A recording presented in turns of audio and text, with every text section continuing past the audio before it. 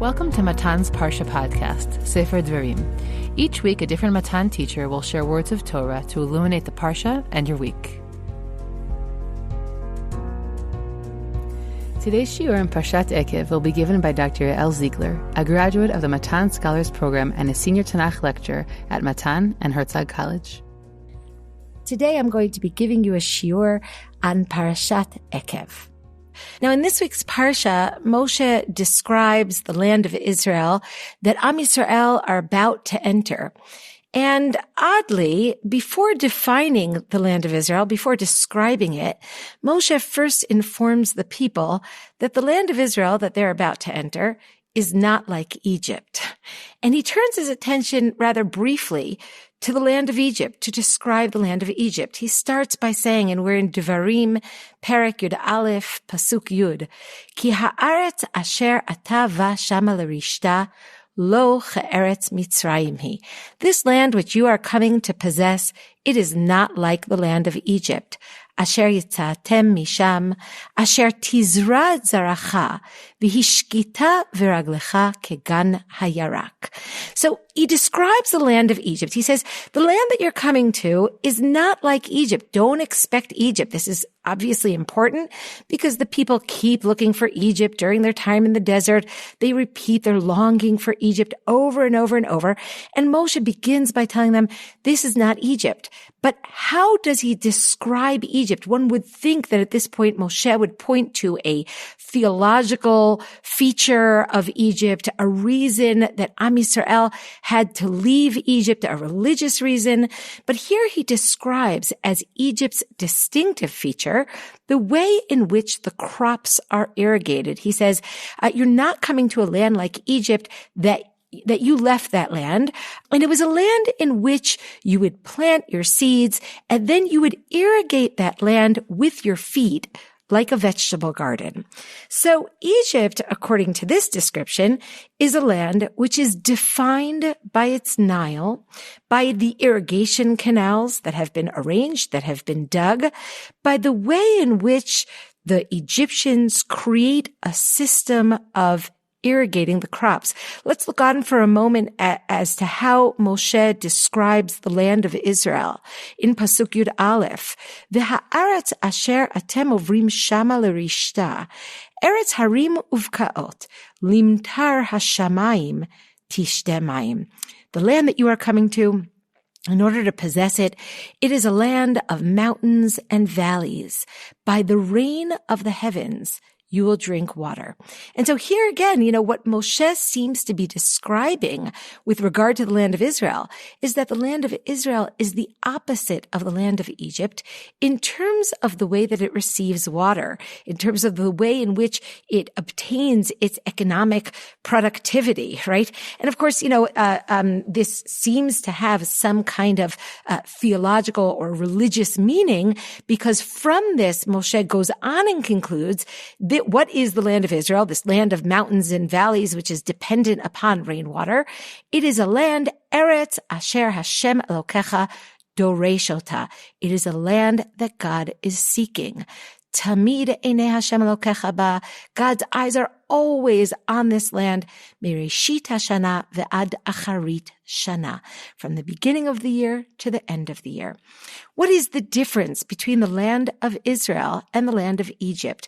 Well, Egypt is a land that is defined by its Nile and by its, as we said before, its irrigation system, the way that humans create a system that ensures economic productivity, that ensures prosperity and success.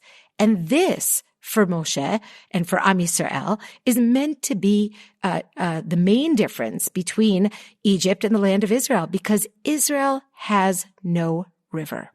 The Jordan is never called a river. It's never called a nahar, and it itself is dependent upon rainwater. And not only that, but even when God gives the promise of the maximal borders of the land of Israel to Avram during the Brit Ben Abitarim in Bereshit Perek Tetvav, he defines the land of Israel as a land which is min nahar Mitzrayim Ad hanahar hagadol nehar prat. From the river of Egypt until that great river, the Euphrates River, ad vilo ad bichlal, up to but not including. It seems to be that one essential definition of the land of Israel is that it has no rivers. Why? What is so defining? What is so central? And what is so problematic about rivers that we take Am Yisrael out of the land of rivers and we bring them to a land which is dependent upon rainwater? Well, I think that what we're seeing here and what we're going to try to a little bit develop during the course of this shiur is that a land of rivers spawns prosperity and it spawns success, but success that is easily credited to humans who are not dependent on anything for survival, right? Once they build their canals, once they build their irrigation system, they seem to be able to obtain prosperity in this autonomous seeming way, right? Look at the way that the psukim themselves, in which Moshe describes the difference between Egypt and the land of Israel. Look at the direction in which they direct us to turn our attention, right? In Egypt, our attention is directed downward towards the feet. V'hishkita viraglecha. You water this with your feet, right? Your feet are either pushing these levers that release the waters of the Nile into your fields. Somehow you are the one, the humans are the ones who are operating the system of irrigation in Egypt. And yet, in the land of Israel, as opposed to the land of Egypt, the psukim themselves direct our attention towards the heavens. They direct our attention upward toward the rainwater. And this, I think, really symbolizes the essential difference between the two lands. We can't forget that Egypt built a stunningly successful civilization in the ancient world. From the vast archaeological discoveries, we encounter a society of wisdom and wealth, building, writing, commercial endeavors, art. They build magnificent structures. They invent extraordinary technology. They make great advances in medicine, and they simply impress the world with their wealth, their wisdom, their culture. But the way that the Tanakh regards Egypt, and I think this is the critical point, is that in spite of all the success that this society has in building this very prosperous and impressive civilization, Egypt is represented as the opposite of the ideal civilization.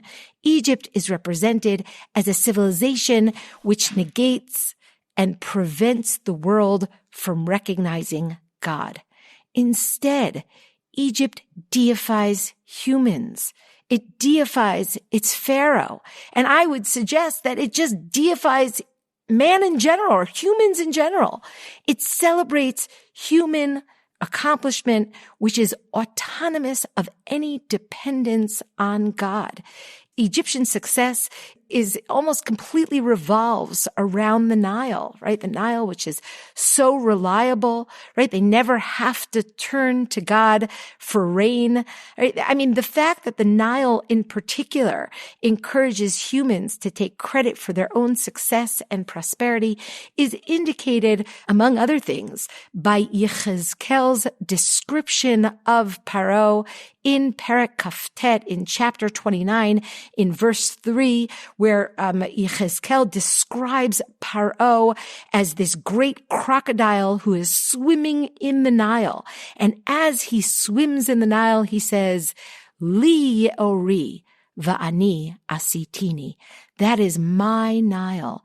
I have created it, right? So the Paro self-deifies. He presents himself as the creator of the Nile, both taking credit for the prosperity in Egypt and, of course, taking credit for the Nile, which is a creation of God. So of course, once the Paro presents himself and to his people and regards himself as a deity, he has no use for God. And therefore, when Moshe comes before one of the Paros, right, in Shemot Perek Hey, and commands him in the name of God to release the Jewish people from slavery, Paro can so easily proclaim, Mi Hashem asher shma b'kolo, lo yadati et Hashem, v'gam et Yisrael lo ashaleach, right? Who is this God that I need to listen to, right? And all of this emanates from a certain kind of success, from a certain kind of prosperity, which so easily is credited to humans, because once the irrigation canals are in place, all of their prosperity is basically assured. And this may also explain why prophets so often, when they attack Egypt and when they talk about the demise of Egypt, they particularly focus upon the Nile, which has given Egyptian society this kind of false illusion of autonomous human success. So Yeshayahu, for example, in Perek Yud Tet, in chapter 19, talks about the Nile. He says, V'chol mizrah hayaor yivash nidaf ve'enenu. Everything that comes out of the Nile, everything that grows out of the Nile will dry up and wither away, right? Yechezkel in Perek Lamed says, V'natati ye'orim charava, right? I will dry up the Nile. And it shouldn't surprise us that the first two makot make the point, of course, that God controls the Nile, right? The first makkah is, it turns the Nile waters into blood. God seems to be saying to Paro, God seems to be saying to the Egyptians, do you in fact control the Nile? And if so, what are you going to do when I strike the Nile and turn it into blood, right? Our second plague also involves the Nile, right? Where the Nile spews forth these hordes of putrid frogs. And once again seems to be challenging this Egyptian notion, and particularly the notion of Paro, that in fact he is the creator of the Nile. And as such, of course, he bears full responsibility and also full credit for the success of Egypt. Well, these two plagues show the Egyptians, and also I think Am Yisrael, that in fact Paro actually exercises no control over the Nile at all. And therefore, in retrospect, all of the prosperity of Egypt has nothing to do with Paro's deified status, with his godlike status. I'm going to suggest that the Tanakh makes a similar point when it refers to bread in Egypt, right? One thing I'll say just about ancient Egypt in general is that, we know that Egypt is very invested in bread making, right? We see it all over the pictures and tombs from very, very early on.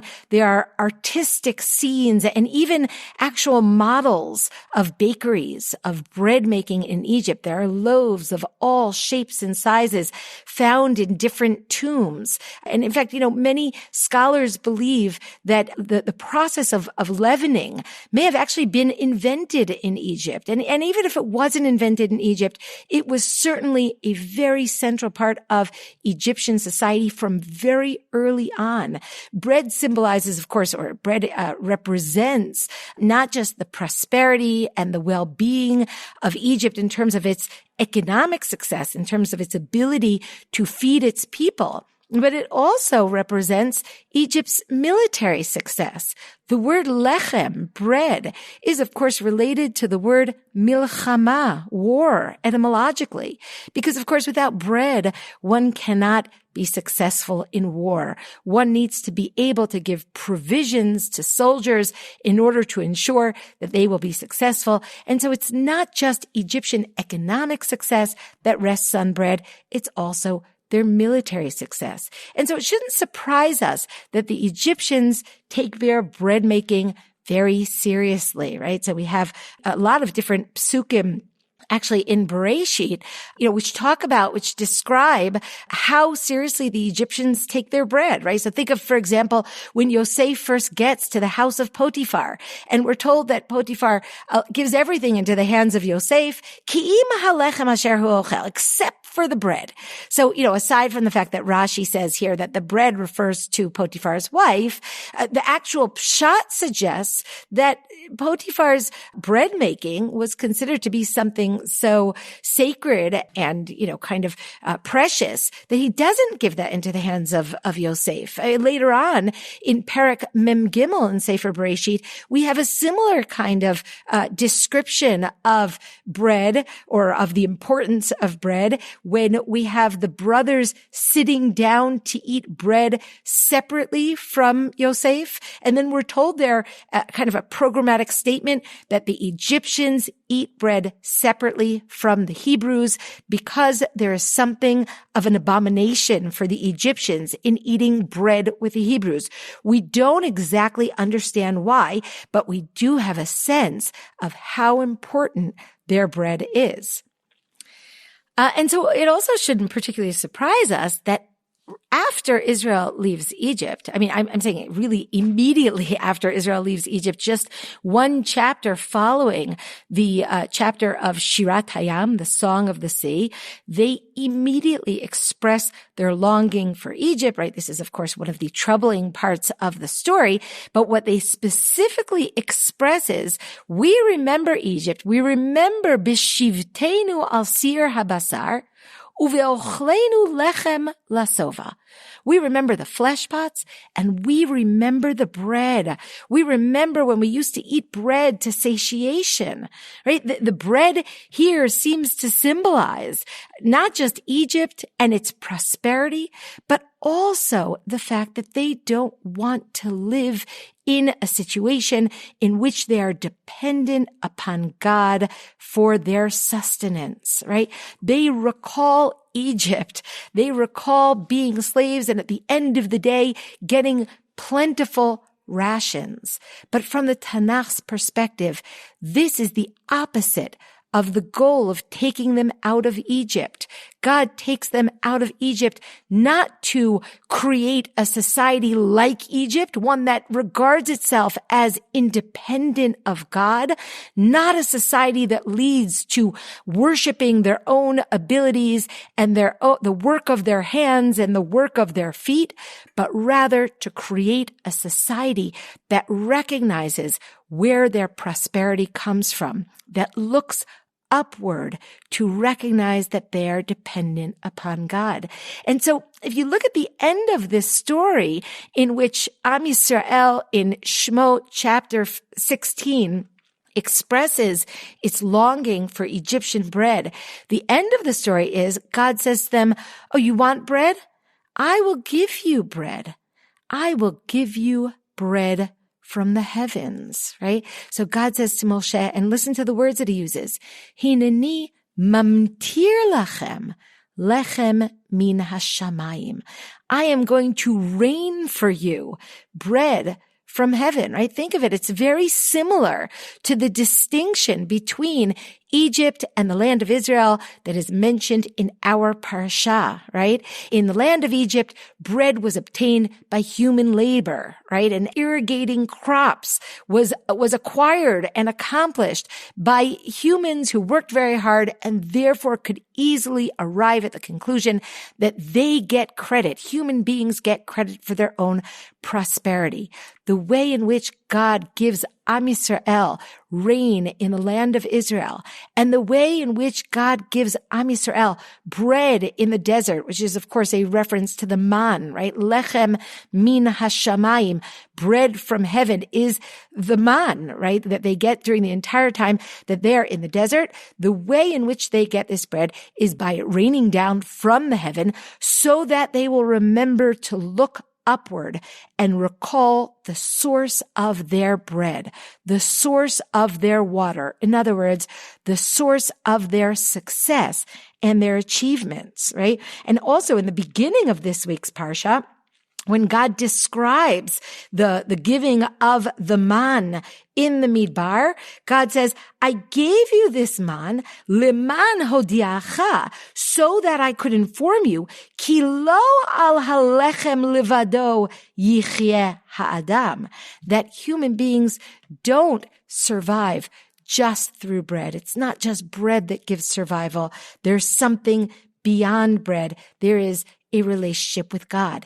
In Egypt, bread becomes, like the Nile, a symbol of human success, of human prosperity, of human achievement that leads to a sense of autonomy, of independence from God. Israel is designated to come to a land and build a society in which they indeed also seek success and prosperity, but they perceive that all of this derives from God. And this also might lead us to understand a little bit more about why on Pesach we do not eat bread for 7 days. It's almost as though we're saying we leave Egypt behind. Of course, when we do come to the land of Israel, there's no prohibition in general. There's no prohibition against eating bread. But every year, during the holiday of Passover, we do kind of leave this bread behind as a symbol, perhaps, of leaving this notion of autonomous prosperity in Egypt behind. I want to return to our passage in Devarim Perek Yud Aleph in Parshat Ekev, where God explains that Israel is a land where limtar hashamayim, tishte mayim, right? This is a land where by the rains of the heaven, you will drink water. And therefore, remember what it says in the next pasuk. Therefore, Moshe explains, Hashem Elokecha doreshota, right? God seeks this land. Tamid Einei Hashem Elokecha ba mereshit hashana va'ad acharit shana. God's eyes are always upon this land all year long. To understand this fully, I want to turn our attention to the first place where we have rain in the Torah, the first place where the word matar appears in the Torah, and that is actually at the very, very beginning. In Bereshit Perek Bet, we are told, V'chol siach hasadeh terem yeva aretz, v'chol esev hasadeh terem yitzmach. There's no blade of grass. There's not yet any vegetation. Why not? The continuation of the pasuk, I'm in Perek Bet, pasuk Hey in Sefer Bereshit, says, Ki lo himtir Hashem Elokim al haaretz, ve'adam ayin la'avod et ha'adama. There is no rain yet. And then the continuation of the pasuk is, and there is no human yet to work the land. Now the question is whether or not these two pieces in the pasuk are connected. Whether or not God not having brought rain yet is connected to the fact that there are no people yet, right? Rashi seems to think that yes, indeed, these two things are connected. Rashi says very clearly, Uma ta'am lo himtir. Why did God not yet bring rain? Lefi she'adam ayin lavod et adama. Because there is no human to work the earth, right? And then he goes on, he says, Ve'ein mi makir b'tovatan shel gshamim. And therefore there would be no one to recognize the benefits, the great good of the rains. According to a midrash in Bereshit Rabbah Yud Gimel, at first, God had intended that the world would get moisture only from below, like we see later on in Egypt. Ve'ed ya'aleh min ha'aretz, v'hishka et kol pnei ha'adama. At first, God had intended that all moisture would come to the land from below. But then, says the midrash, God changed his mind and decided that the earth would receive its water from the heavens. Why did God change his mind? Well, the Midrash lists several reasons, but it concludes with this final reason. It says, Sheyu hakol tolim enehem klapei mala, so that everyone will raise their eyes towards heaven. Rain is designed to link the heavens and the earth, to direct our attention to God, to remind us that we are dependent upon God for everything. Later in Tanakh, rain will become a vehicle both of reward and punishment. We say it every day when we say Kriyat Shema. Rain becomes the symbol of God's favor. Rain can be used for punishment. It becomes the symbol of God's disfavor when it's withheld. It is a mechanism that reminds us of our dependence upon God. Humans can toil as much as they want, but ultimately, success is not entirely in our control. And therefore, Rashi continues and he says, Ksheba Adam v'yeda shetzorech hem la'olam hitpalel alehem v'yerdu.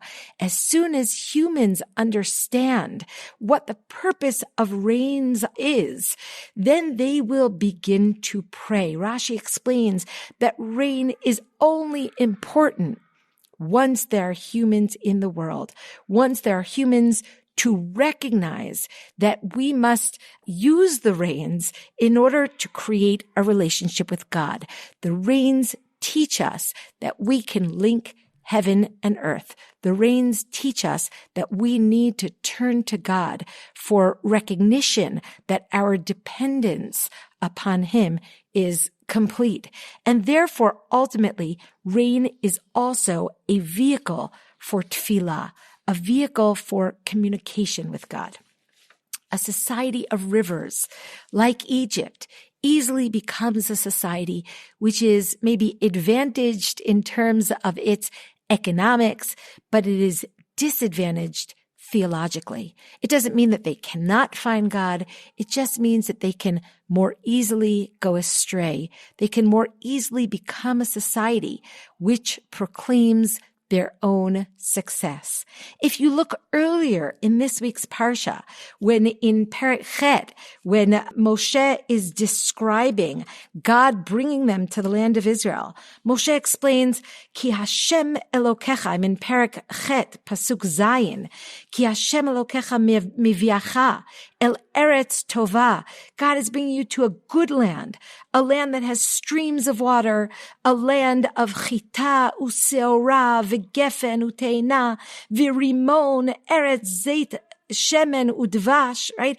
It's a great land. It's a land where you will eat and you will be satiated, and then you must bless God. Ve'achalta ve'savata uverachta et Hashem Elokecha.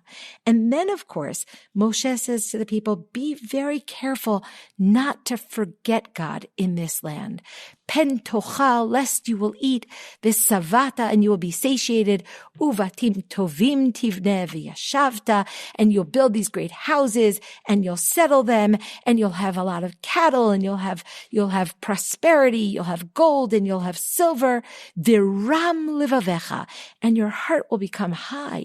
It will become lofty. V'shachachta Hashem Elokecha hamotziacha me'eretz Mitzrayim, and you will forget God who took you out of Egypt. And the psukim go on and they say, and he took you through the midbar and he provided for you during the midbar. And despite all of this, when you get to the land of Israel, there is the potential that you will say in your heart, Kochi ve'otzem yadi asali et hachayil hazeh.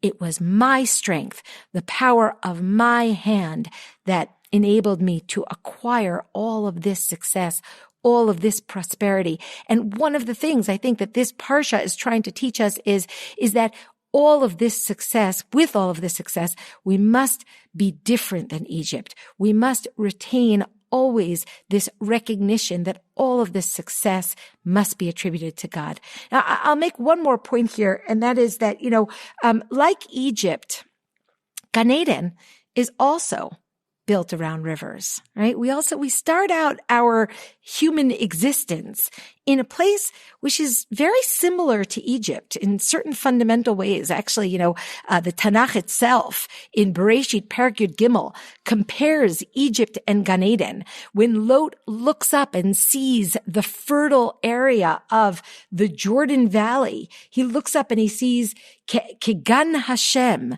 Ke'eretz Mitzrayim. He sees Stillman Amor and he says, wow, it's like the garden of God. It's like the land of Egypt, right? Both of these are places of easy fertility. And yet, despite the beauty, the idyllic life of Gan Eden, none of our Tanakh heroes try to go back to Gan Eden. And I'd like to suggest that the reason is that Gan Eden, in certain fundamental ways, becomes, like Egypt, a place which is defined by easily losing our sense of dependence upon God. Don't forget there that we have the image of the snake. Of course, it's a rather metaphoric or kind of a strange snake, one that walks and talks. It's quite reminiscent of Egypt. Don't forget that the snake in Yirmiyahu Perek Memvav, and also in terms of all sorts of pictures in Egypt, the snake is a symbol of Egypt. And that snake, when he speaks to the woman, what does he say to her? He says, Lo mot timutun, you won't die, ki yodea Elohim ki biyom achalchem mimenu, because God knows that the day that you eat from that tree of knowledge, v'nifkechu einechem, your eyes will be opened, v'yitem ke Elokim yodei tovara, you will be godlike in your knowledge, right? Doesn't that sound Egypt-like, right? The snake seems to be saying to humans, you don't need to obey God. You can eat from the tree of knowledge, and then you don't have to depend on God, because you yourselves will be godlike in your power. You can self-deify, right? Vayitem ka'elokim. You can be godlike. That's the snake. The snake represents the dangers of living in a place which is defined by easy fertility, which can easily edge out God. This, of course, is part of what we see in Egypt as well. I was describing before some of the ways in which the prophets talk about Egypt. Yeshayahu, when he talks about Egypt, says as follows. He says, Umitzrayim Adam Velo El, right? Mitzrayim, it's a place of humans, right? Or Mitzrayim is a human, not a God, right? So, we never go back to Egypt. We're meant to leave Egypt behind. And perhaps this is also why Gan Eden remains an elusive place in the Tanakh. And instead, the land of Israel replaces Gan Eden, becoming the new ideal setting for the human-God relationship, the new place where God walks among us. V'hit halachti b'tochachem, kol Hashem Elokim mithalech bagan l'ruach hayom. This Eretz Yisrael is a place where God is accessible, but Eretz Yisrael replaces Gan Eden with one striking emendation. One might even call it a tikkun. And that is, of course, as we said before, that it is not a place of rivers. It is a place where limtar hashamayim tishteh mayim. By the rains of heaven, you drink water. And therefore, Israel can create a society of prosperity, a society of success, while at the same time trying to retain their sense of dependence upon God, because rain, the source of our survival, of our economic prosperity in Israel, recalls for them that God is the one who is providing them with this prosperity. In Israel, we have a land which reminds us all the time that God's attention is focused upon that land, that there is an inbred mechanism for keeping the people connected to God, recognizing that God is the source of our prosperity. People of Israel are being told by Moshe in this week's parsha to build a society, one that is not opposed to economic success, to greatness, to technological achievements, but rather succeeds always in maintaining an awareness of God's role in all of these achievements. I think this is a particularly important message today. Many of us today live in a world in which human accomplishments seem unlimited, in a world which seems to be of our own making. It seems to be under our control. We run the risk of beginning to perceive our success as success which is obtained independently. We run the risk of beginning to declare, Mi Hashem asher shma b'kolo, who is God that I should listen to his voice, or perhaps even more egregiously, Lo yadati et Hashem. I do not know this God. And so this message, I think, this is a critical message for understanding not what the land of Israel is about, but what the land of Israel is teaching us to create, to build. I will say one final thing, and I think that maybe some of you are thinking as I'm saying this, that, this is not true about the land of Israel today. We are not dependent upon rain for our survival, for our economic prosperity in the same way in which Am Yisrael were when they entered the land during the times of the Tanakh. And so perhaps I'll just end with one final note. Of course, today we have all sorts of ways to obtain water and to obtain economic prosperity in the land of Israel. And yet, of course, we are still being given the charge to turn our attention to the source of our success, to make sure that we don't lose our sense of dependence on God, to make sure that we don't forget God and begin to say, Kochi ve'otzem yadi asali et hachayil hazeh. It is my strength, my hands that obtained all of these accomplishments.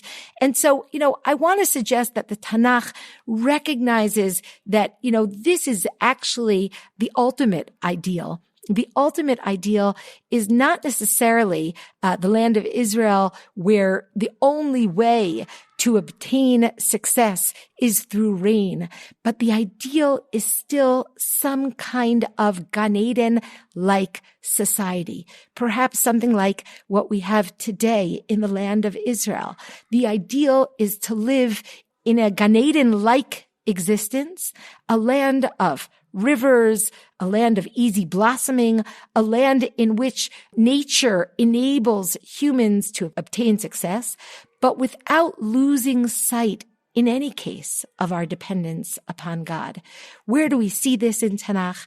This, perhaps, is Zechariah's prophetic description of the end of days, which envisions a land of Israel, which envisions Yerushalayim with a constant supply of water, a true return to the Garden of Eden.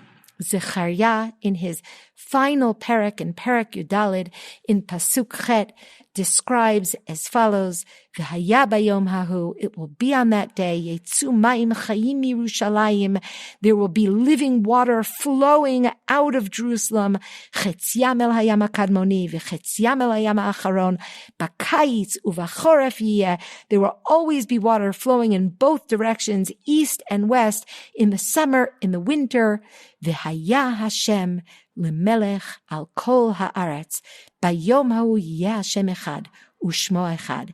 And still, God will be known as the King of all the world. In this prophetic vision, Zechariah returns the land of Israel to the pre-sin state of Gan Eden. Despite the abundant waters that we find in Jerusalem, we can still recognize God's kingship. We can still recognize our dependence upon God for success. This is the ultimate goal, the end of days, the ability to create, to build a society which maintains awareness of God, of our dependence upon God, even when we have achieved success. I wish you all a Shabbat Shalom. Thanks for listening. You can stream and download all Matan podcast episodes on Spotify, iTunes, and Matan's website. Feel free to share feedback with us as you listen. You can write us at podcast@matan.org.il. That's podcast@matan.org.il. Lastly, please do Matan Podcast and Women's Torah Learning a small favor by sharing this podcast with family and friends so that we can reach new audiences. Shabbat Shalom.